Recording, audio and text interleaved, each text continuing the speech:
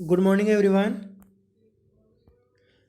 Last lecture में हमने P point के लिए इलेक्ट्रिक फील्ड कैलकुलेट कर लिया था और वो इलेक्ट्रिक फील्ड अपने पास आया था 2 kp cos theta upon are cube are cap direction में plus kp sine theta r cube theta cap direction में। तो अपने पास ये फॉर्मूला आ गया था। यहाँ पे ये आर कैप डायरेक्शन में यानी कि इस डायरेक्शन का इलेक्ट्रिक फील्ड है जिसको बोलते हैं रेडियल कंपोनेंट, त्रिज्यीय घटक, और इसको ई आर से लिखते हैं। ऐसे ही जो सेकंड कंपोनेंट है वो थीटा कैप वाला, इसको बोलते हैं एजीमुथल कंपोनेंट, दिगंशी घटक, और इसको लिखते हैं ई थीटा से, और ये हो गया ई आर। तो ये हमने दो इलेक्ट्रिक फील्ड के अलग अलग घटक भी निकाल लिए थे। आज हम बात करेंगे जो मान लो ये है पॉइंट पी, ये है पॉइंट पी, और आर कैप की डायरेक्शन हो जाएगी कुछ ये ने इसी डायरेक्शन में होगा ना आर कैप। तो ये होगी आर कैप की डायरेक्शन, और थीटा कैप वाली डायरेक्शन हो जाएगी ये बिल्कुल इसके परपेंडिकुलर हो जाएगी थीटा कैप की डायरेक्शन। जो हमने इलेक्ट्रिक फील्ड निकाला था ना ई, मान लो वो net electric field R cap के साथ कोई एंगल बीटा बना रहा होगा, ये कोई एंगल बीटा बना रहा है। तो आज हम इसमें रिलेशन बनाने वाले हैं बीटा में, और ये जो एंगल है थीटा जो डायपोल के एक्सिस के साथ बन रहा है उसके अंदर रिलेशन बनाने वाले हैं। तो डायग्राम समझ में आ गया होगा आपके। तो यहाँ पे है, यहाँ पर है ये थीटा जो डायपोल के एक्सिस से बन रहा है। In if direction of resultant field का मतलब ये हुआ कि जो ई है ना, नेट ई, उसकी बात कर रहे हैं, makes a angle beta with the vector R. तो यानी कि आर कैप से अगर वो बीटा एंगल बनाए तो क्या होगा, beta is equal to E theta upon E R. यानी कि ये हो गया आर कैप, ये हो गया थीटा कैप, और ये है अपना नेट इलेक्ट्रिक फील्ड, और ये एंगल है बीटा। तो हम बीटा एंगल फाइंड करना चाहते हैं ना, तो टेन बीटा क्या हो जाएगा, ई थीटा अपॉन ई आर। तो ये हो जाएगा अपना टेन बीटा का रिलेशन। वैल्यू पुट कर देते हैं इसमें। तो ई थीटा की वैल्यू रख दी यहाँ पे K P sine theta upon are cube.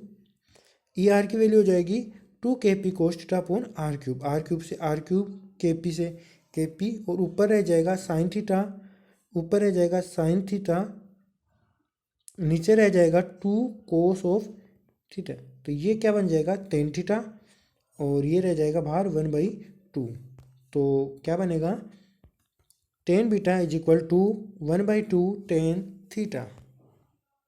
तो ये रिलेशन बन जाता है।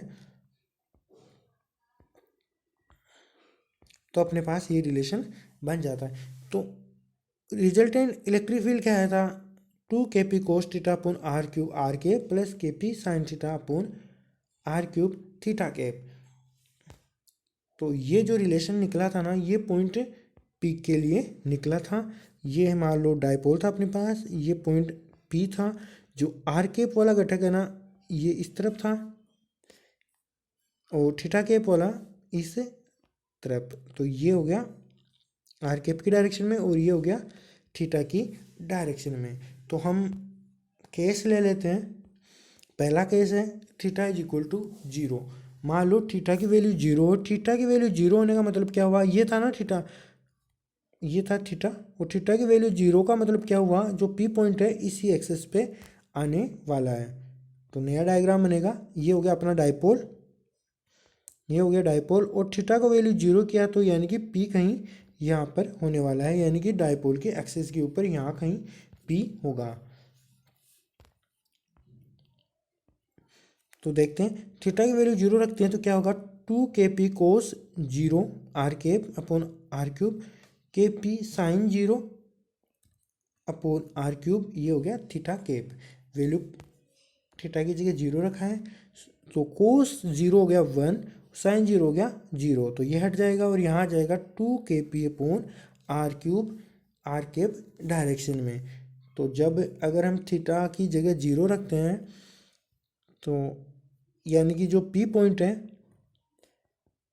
डायपोल के एक्सिस के ऊपर लाई करे, यहाँ पे कहीं लाई करे, तो जो इलेक्ट्रिक फील्ड है वो केवल और केवल आर कैप डायरेक्शन में होगी, यानी कि त्रिज्य घटक की डायरेक्शन में।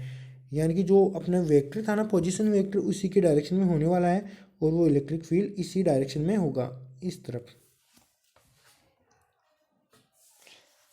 और थीटा कैप की डायरेक्शन में इलेक्ट्रिक फील्ड नहीं होगा, यानी कि जो आर है इसके परपेंडिकुलर में इलेक्ट्रिक फील्ड का कोई भी घटक नहीं आएगा, क्योंकि यहाँ पे जो थीटा कैप वाली टर्म है वो 0 हो रही है, तो वो टर्म है ही नहीं। इसलिए केवल जो एक्सिस के ऊपर है इलेक्ट्रिक फील्ड केवल रेडियल डायरेक्शन में त्रिज्य घटक के रूप में आने वाला है। नेक्स्ट, अगर मान लो थीटा की वैल्यू 0 हो, नेक्स्ट है थीटा की वैल्यू 90 हो, तो थीटा की वैल्यू अगर 90 हो तो वैल्यू पुट कर देते 2p cos 90, और यहाँ पे हो गया साइन 90, तो cos 90 तो हो गया 0 और यहाँ रह जाएगा केवल थीटा के पोला घटक, और उसकी वैल्यू क्या होगी, देखो ये हो गया साइन kp साइन 90